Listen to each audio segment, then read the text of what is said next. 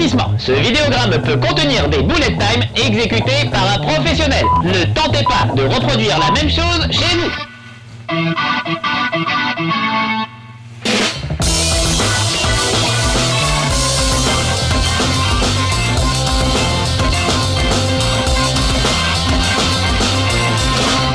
Chez Marcus.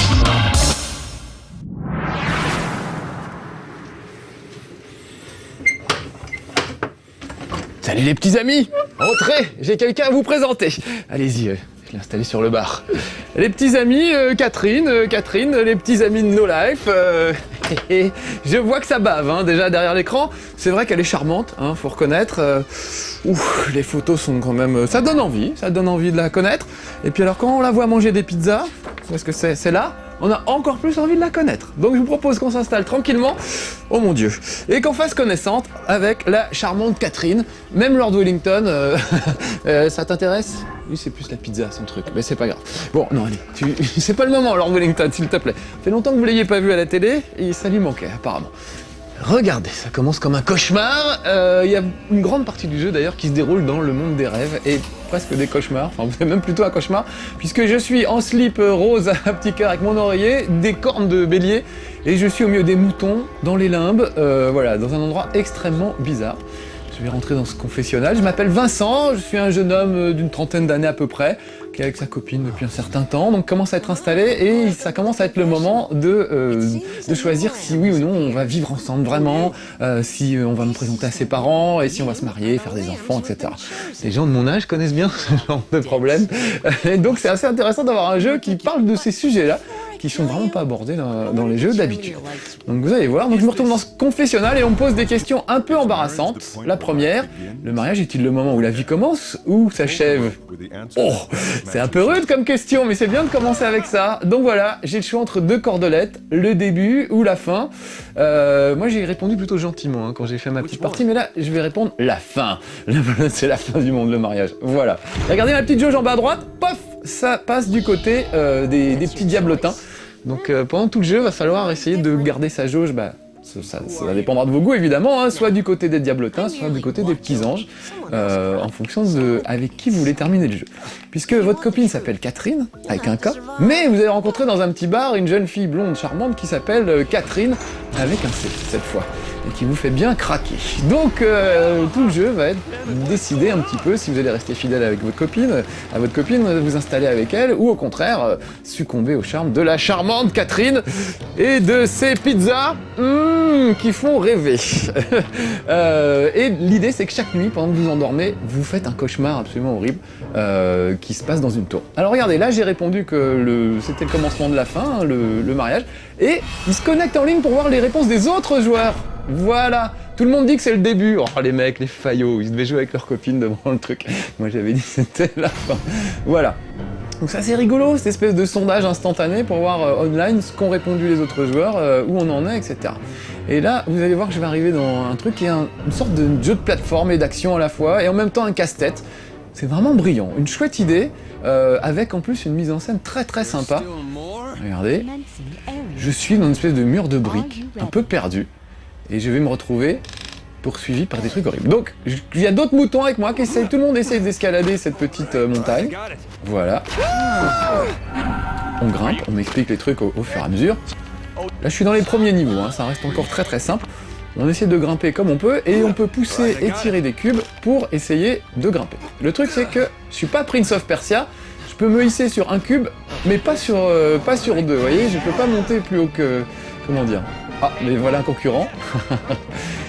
Je peux juste remonter sur le cube auquel je suis suspendu, mais je ne peux pas sauter à la force des bras un cube plus haut par exemple. Donc il faut être malin et pousser les blocs comme on peut. Là par exemple ce mouton lui va m'empêcher un petit peu de passer. Boum, tiens, une petite claque. Hop, regardez, donc je tire un cube, je passe sur le côté et je monte.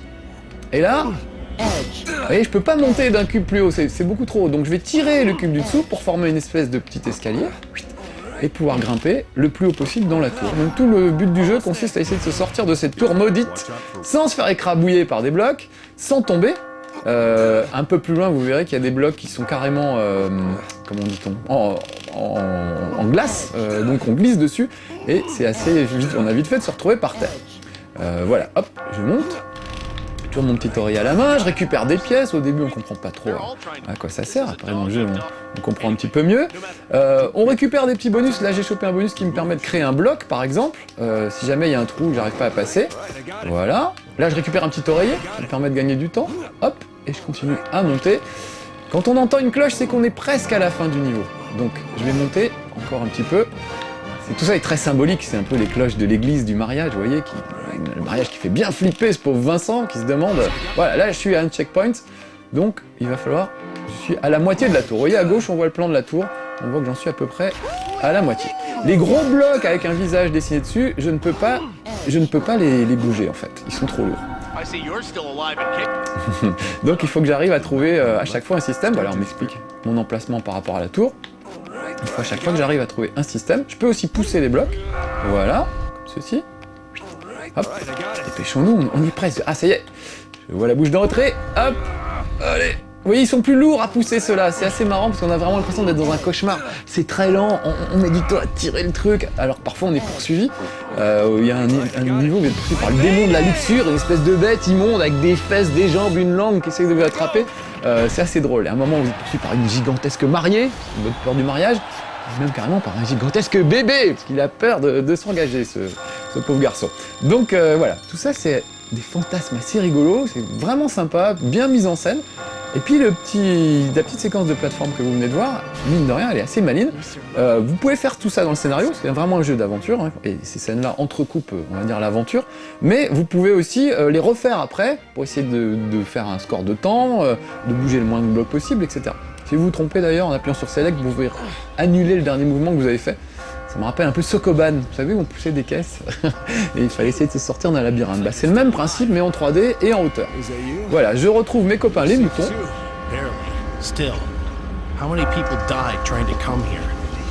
Alors vous voyez qu'ils parlent anglais, mais c'est sous-titré en français. C'est le seul tout petit défaut du jeu, mais les voix anglaises sont tellement bien que, franchement, ça vaut pas le coup de l'avoir en français. Peut-être même que ça gâcherait un peu les choses. Bon, je passe un peu les dialogues, mais évidemment, vous, quand vous jouerez, il faut savourer tout ça. Alors voilà, j'arrive à un palier de la tour, et là, je vais pouvoir prendre quelques infos.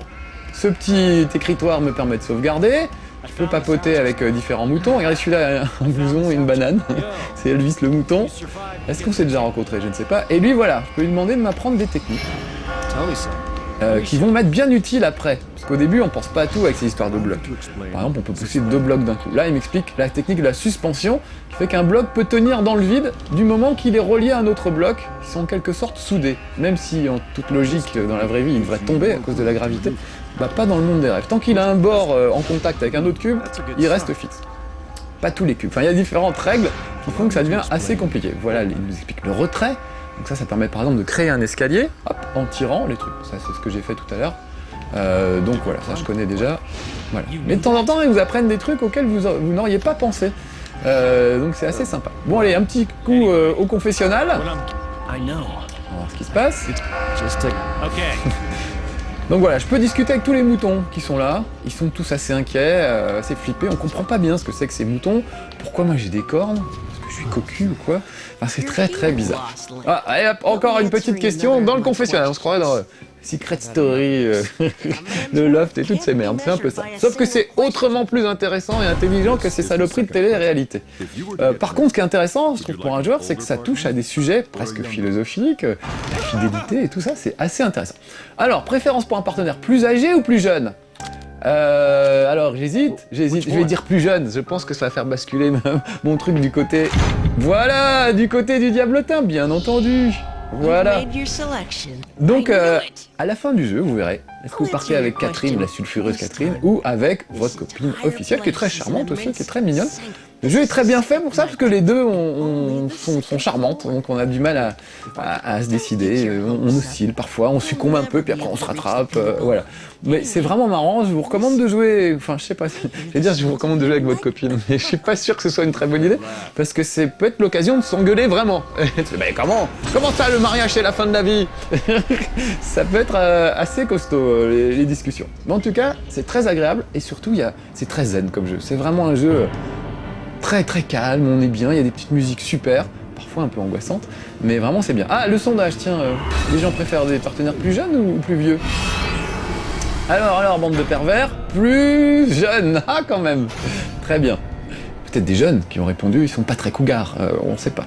Allez, on grimpe. Donc vous voyez la tour, il y a je crois 8 étages. Là je dois être au 2e ou 3e, je sais plus.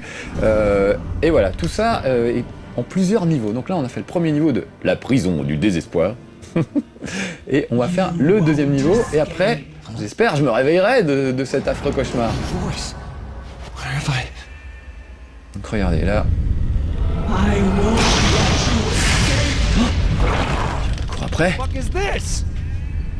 Une voix de femme avec des mains de femme et une fourchette. Elle veut me croquer littéralement. Alors ça c'est la symbolique, voilà, tout ça est chargé de symboles. C'est assez marrant. Oh là là, qu'est-ce que j'ai fait? J'aurais pas dû faire ça. Donc je vais annuler. Voilà, je vais annuler cette action. Je l'ai fait sans le vouloir. Voilà. Donc j'ai le droit, je crois, d'annuler 7 ou 8 fois une action que j'ai faite. Là je l'ai fait, c'est une fausse manip, mais parfois vous faites une erreur stratégique. Oh là là, elle est en train de me péter des cubes. J'ai intérêt à être rapide et efficace. Voilà, donc chaque fois, je fais la méthode du retrait qu'on m'a appris tout à l'heure, que le bouton Elvis m'a appris tout à l'heure. J'en profite. Hop, un petit retrait, je passe sur le côté, hop, et je peux grimper. Et un petit oreiller, au passage, ça fait pas de mal. Voilà. Hop. Oh là là, qu'est-ce qu'elle va faire encore? Elle va tout me péter, Vite, vite, vite. Alors là, vous voyez, c'est des blocs plus durs, plus longs, plus longs à bouger, c'est un vrai cauchemar. Ils ont vraiment réussi à créer des séquences qui sont des vraies séquences de cauchemar, c'est très rare dans les jeux.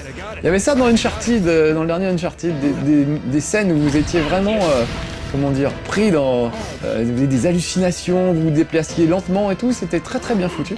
Mais là, c'est un peu le même principe. Oh là là, je l'ai un peu trop tiré celui-là. Oh, ça va me coûter cher cette erreur. J'aurais dû annuler mon truc. Ouh là là, faut pas que je me gourre là. Vite.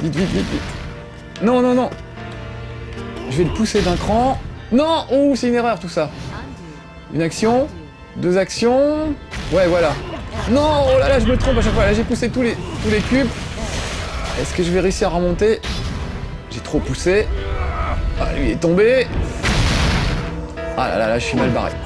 Je vais peut-être pouvoir rattraper. Donc ce qui est pas mal, c'est que c'est un casse-tête, mais aussi un casse-tête qu'on peut...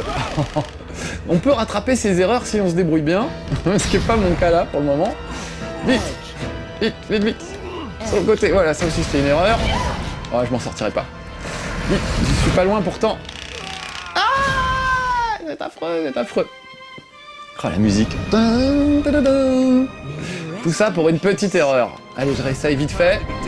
Bon, du coup, j'espère que ça va pas trop me retarder, parce qu'après, je voudrais vous faire voir surtout la partie aventure qui est assez géniale et qui est vraiment très très bien foutue. Où là, on se pose des vraies questions existentielles. Là, c'est du casse-tête, mais le reste aussi, finalement, quand on y réfléchit, oh là là, mon Dieu, que de symbolique dans ce jeu. Le reste aussi, c'est du casse-tête. Oh, je suis bête, j'aurais dû utiliser, j'avais de quoi créer un bloc. Il aurait suffi que je crée un bloc, ça m'aurait un peu sorti de la panade. Allez, hop, on se dépêche de monter. Edge. Edge, ça veut dire que ça touche un bord, et que donc, je peux tirer sur mon cube. Allez, hop. Faudrait pas non plus qu'elle me pourrisse trop la vie, elle, en bas, parce que... Alors, il y a d'autres trucs, par exemple, quand vous êtes poursuivi par un bébé, bah, il vous crache du lait dessus, ça fait une sorte de cascade. Ouh là là, qu'est-ce qui s'est passé là? Et du coup, vous redescendez de quelques marches, donc ça aussi, c'est un peu l'enfer. Donc voilà, il y a vraiment plein de bonnes idées dans ce jeu. Ah, le checkpoint. J'y étais presque en plus. Si c'est pas ballot. Voilà, faut que j'arrive tout en haut de cette tour. On entend la cloche, donc ça veut dire que je suis plus très loin. Vous pouvez voir d'ailleurs sur le plan à gauche qu'effectivement, je suis pas si loin que ça du but. Allez Coco, hop. Je me concentre un peu, hein. Pas rater. Donc faut faire vite, faut être malin. C'est du boulot ce jeu. Faut être précis aussi, il faut pas pousser un bloc quand vous voulez le tirer. Il y a carrément, je sais plus, un personnage qui inverse les commandes. Donc quand vous voulez pousser un bloc, vous le tirez, et inversement, quand vous voulez à droite, vous allez à gauche. Là, c'est juste l'enfer, encore plus un cauchemar. Donc vraiment, tout ça est très bien vu, très bien fait, très astucieux. C'est un coup de cœur pour plein de gens. Plein de gens ont découvert ce jeu, on s'attendait vraiment à un truc pseudo-érotique, un peu rigolo, etc. Avec des idoles japonaises qui se trémousseraient. Et en fait, c'est beaucoup plus subtil que ça, beaucoup plus malin, beaucoup plus psychologique, j'ai envie de dire. Allez! Yes! J'ai réussi! non sans mal. J'adore avec son petit oreiller, il est mignon quand même, non? Bon, allez. Donc là, normalement, on va passer à une séquence. Il y a beaucoup de séquences animées dans le jeu. Il va se réveiller de cet affreux cauchemar. Et ça va être l'occasion de vous présenter Catherine pour de vrai, parce que vous attendez depuis tout à l'heure, évidemment. Je fais un teaser incroyable en vous montrant la pizza. Il est grand temps que vous voyez Catherine en vrai. Donc l'idée, c'est que cette Catherine, il l'a rencontrée dans un bar, le bar où il traîne toujours avec ses potes. Il a juste bu un verre avec elle et c'est tout. Et là, vous allez voir qu'il se réveille le lendemain matin. Après cet affreux cauchemar. Ah, ça fait du bien. Bien joué. Donc alors, évidemment, en fonction du temps que j'ai mis, des pièces que j'ai récoltées, etc., on me file un score et un niveau. Et encore une fois, vous pouvez refaire tous ces niveaux de jeu de plateforme quand vous le souhaitez pour essayer de battre des records. Voilà. Mais je trouve que le côté aventure aussi très intéressant. Regardez la tronche du trophée. Ça donne envie, ça met dans l'ambiance. On dirait Shakira. Allez, réveillons-nous de cet affreux cauchemar avec des hommes moutons et tout ça. On va voir si la réalité est moins pire que les cauchemars. Normalement, c'est plus un rêve qu'un cauchemar, ce qui nous attend. Regardez. Il ouvre les yeux, bon, il est tout seul dans sa petite maison. À moins que... J'aime beaucoup le style animé. Moi, je suis pas du tout manga et tout ça. Je n'aime pas ce style graphique. Mais là, je trouve qu'ils ont trouvé un style entre le dessin animé européen et le manga, l'animé japonais, qui me plaît vraiment. J'aime bien les personnages. Il n'y a pas trop de gouttes qui giclent de tous les côtés ou de petits cœurs qui jaillissent, comme souvent dans les trucs japonais. C'est très caricatural, mais c'est un peu comme ça que je le vois. Et voilà, c'est des personnages auxquels on peut s'identifier. C'est ça qui est très important. Moi, j'ai un mal fou à m'identifier aux héros japonais d'habitude. Vous savez, les filles qui sont comme ça quand elles sont troublées et les gars avec des petites larmes qui giclent sur les côtés, je ne peux pas, ça ne marche pas. Là, il n'y a pas ça, là-dedans. Ou alors de manière très légère, comme on l'a vu. Oh, ça, c'est pas léger, par contre, ça donne super envie. Donc évidemment, les scènes cinématiques, on pourrait se dire allez, on va les passer, c'est un peu chiant, mais non, parce que ça vous met vraiment dans l'ambiance. Et là, quand vous voyez ça, vous vous dites je vais vraiment hésiter. Cette petite Catherine a décidément l'air très très mignonne. Une petite glotte. Alors heureusement, elle a pas de pomme d'Adam, pas de mauvaise surprise de ce côté-là. Voilà, elle est craquante. Donc allez-vous craquer? C'est là tout le dilemme de ce jeu. Et vraiment pour ça, c'est très très bien fait. Oh, ces petits yeux! Le pauvre Vincent est un peu mal à l'aise. Je vais laisser cette scène cinématique se dérouler, je sais que ça vous fait plaisir. Oh, la pauvrette a trébuché. Si c'est pas ballot. Essaye faire la coquine. I was sorry. Well, I have to work tomorrow, so. Oui, c'est une bonne excuse, mais on sent que ça ne résiste pas à une petite main gracile. Oh mon Dieu! Ah, bah ça, un très beau point de vue, évidemment. Oh, et ils s'embrassent, mon Dieu. Donc ça, c'est un petit flashback sur ce qui s'est passé hier soir, dont il n'a aucun souvenir. Là, c'est une scène que vous ne contrôlez pas. Vous ne pouvez pas décider si vous faites ça ou pas. Je pense que de toute façon, tout le monde déciderait de le faire, hein. À part 2-3 ronchons. Mais bon, voilà, ou alors des mecs extrêmement sérieux. Mais justement, quel genre d'homme êtes-vous? Quel genre de fille d'ailleurs? Parce qu'une fille peut jouer tout aussi bien. Les dilemmes sont tout aussi intéressants. D'ailleurs, tout ça a l'air de faire partie d'un, comment dire, une série. Il pourrait y avoir plusieurs épisodes. Je sais plus comment ça s'appelle. Il y a un petit, c'est un petit spectacle, je sais plus, show, je sais pas quoi. Et apparemment, ça n'est qu'un épisode. Donc peut-être pourrait-il y avoir d'autres épisodes. Et peut-être que la prochaine fois, ce sera pas Catherine, mais Roger ou un mec un peu costaud qui pourra faire envie aux filles. Peut-être que le prochain épisode sera destiné plus aux filles. Donc voilà. Alors, il a trompé Catherine avec un K pour coucher avec Catherine avec un C. I drank way too much. Il y a un problème avec l'alcool aussi, il faut surveiller un peu votre taux d'alcoolémie quand vous êtes au bar. Would you mind not staring at me like that? It's kind of creepy. Sorry. C'est chaud, hein? Listen, I don't want you to get the wrong idea, okay? J'adore, je vous laisse encore un peu de cinématique. Les scènes suivantes où ça discute dans un bar, on les passera, mais là j'aime bien vous faire plaisir. Because I like you. Ah. Oh. Oh. So, how do you feel about me? Huh? Oh. Wow, Alors là, par exemple, vous voyez, on est un peu frustré parce qu'on a envie de prendre la manette pour répondre. Oui ou non, j'ai bien envie ou j'ai pas envie, ou casse-toi, rentre chez toi, ou au contraire, reste. Et là, c'est la cinématique qui décide pour vous. Donc il y a une toute petite frustration dans le jeu, c'est qu'il y a des moments où on aimerait pouvoir prendre le contrôle et y aller parce qu'il se passe des choses importantes que vous ne décidez pas. Et puis heureusement, de temps en temps, vous pouvez... Ah, qu'est-ce qu'elle a là pour De temps en temps, vous pouvez prendre la main Said you have to work, et faire vos right? choix vous-même. Ah bon, c'est bon, elle est juste en retard, donc ça va. guess. Sorry.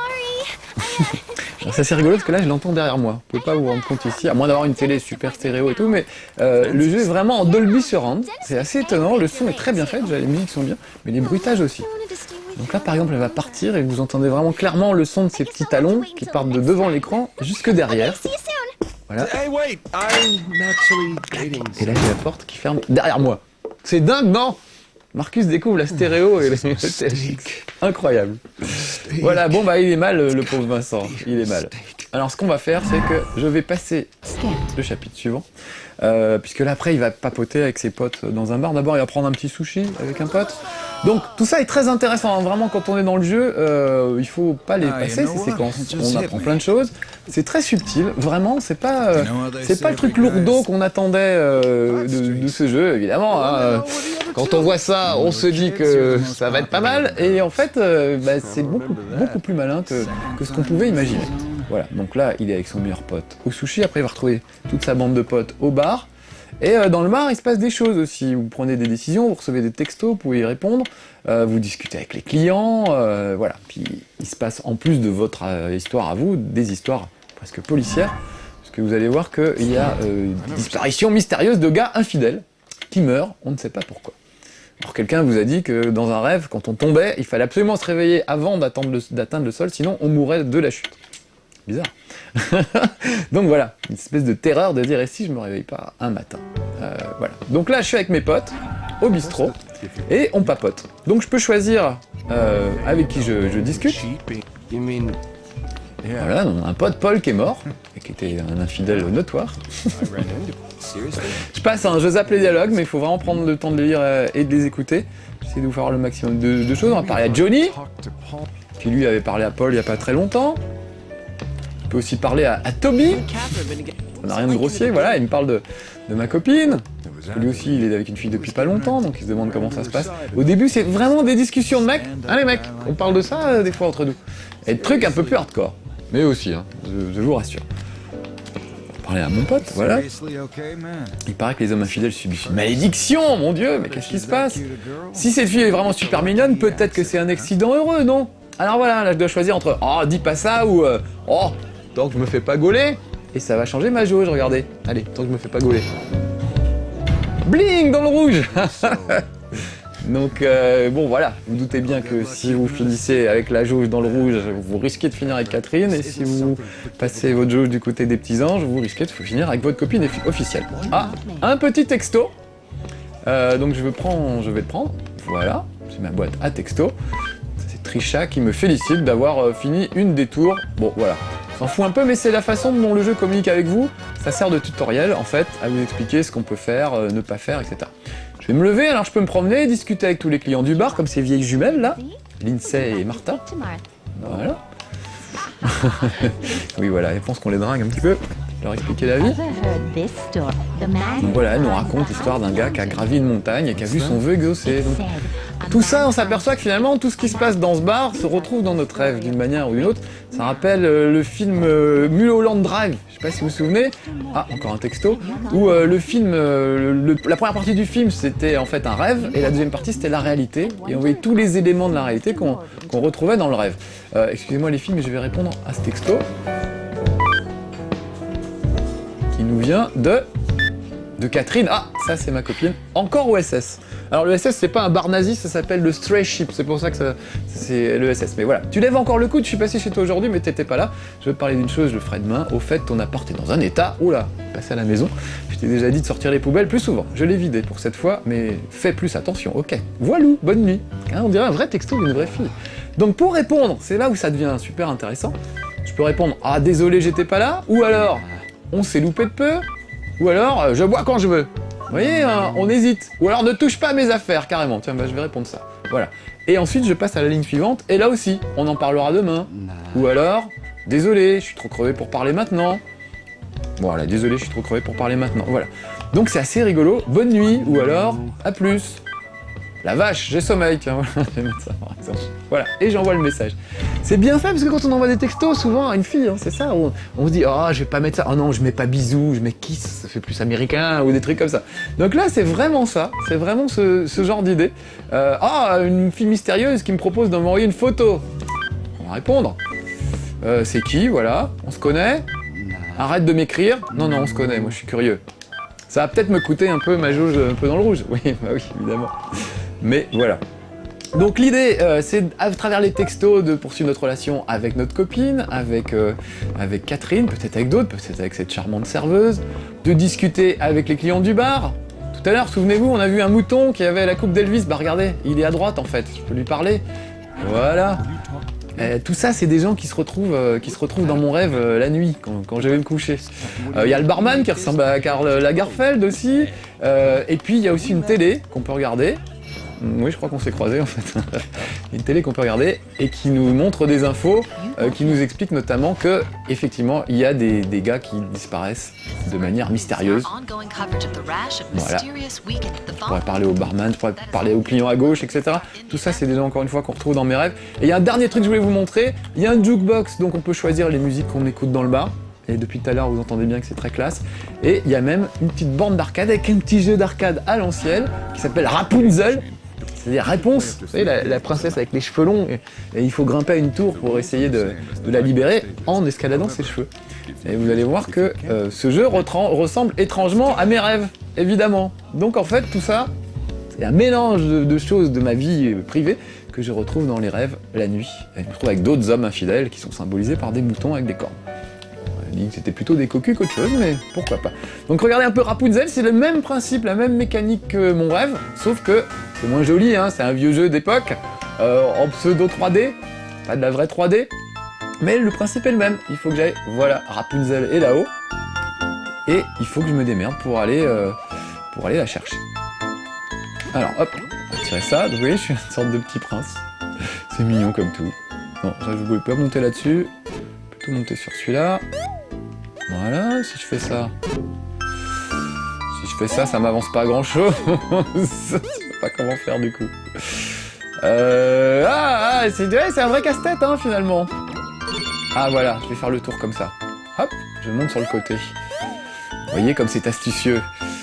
Alors là c'est pareil, faut pas que je me gourre.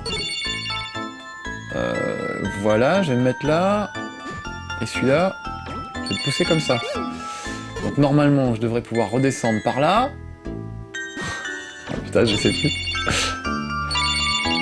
Ah bah voilà, ça m'a fait une petite... Non, je peux pas passer par là. Ah, sur le côté peut-être, faut que je remonte sur... Comme je me vois pas sur le côté, c'est pas évident. Voilà. Voilà, et je suis coincé. Comme je vous disais que c'était un vrai casse-tête. Pourtant, je devais pas être loin du truc. Voilà. Bon, eh ben on verra pas Rapunzel, mais vous aurez vu Catherine, et franchement, ça donne envie. Allez, on vous fait un gros bisou, même si on a de la pizza plein la bouche. Et je vous recommande vraiment Catherine, allez-y, elle mérite d'être connue. À bientôt les petits amis. Petit bisou. Ça sent la canne fromage. Retrouvez un nouveau chez Marcus dès mercredi prochain sur No Life et en avant-première dès mardi prochain sur No Life